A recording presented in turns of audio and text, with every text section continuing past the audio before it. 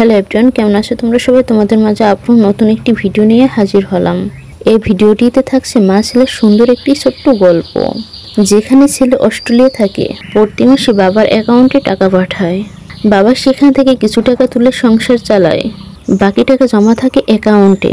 গত 2 বছর এভাবেই চলছে তাদের সংসার।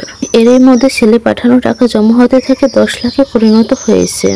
এবার ছেলে সেই টাকা তার মায়ের নামে ফিক্সড ডিপোজিট করে রাখতে চায়। আজ বাবা মা জনতা ব্যাংক দাউদকান্দি শাখায় আসেন।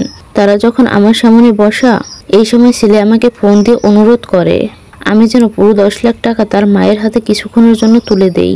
সে ছেলের কামাইয়ের টাকা নিজ হাতে ছুঁয়ে দেখবে। তার কথা শুনে আমি কিছুক্ষণ চুপ হয়ে গেলাম। মায়ের সেই ছোট্ট খোকাটি আজ কত বড় হয়েছে।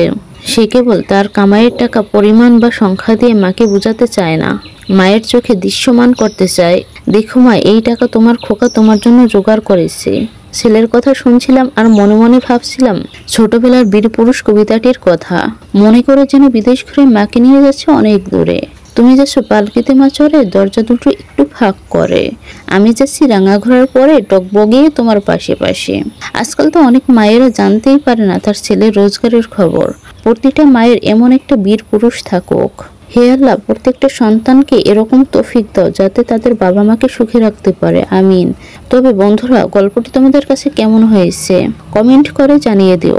আর হ্যাঁ, ভালো লাগলে তো লাইক কমেন্ট শেয়ার করতে ভুলো না। হ্যাঁ অবশ্যই, ইউটিউব হলে একটা সাবস্ক্রাইব করে দিও এবং পেজ হলে একটা ফলো করে দিও। ততক্ষণ অবধি ভালো থেকো। আল্লাহ হাফেজ।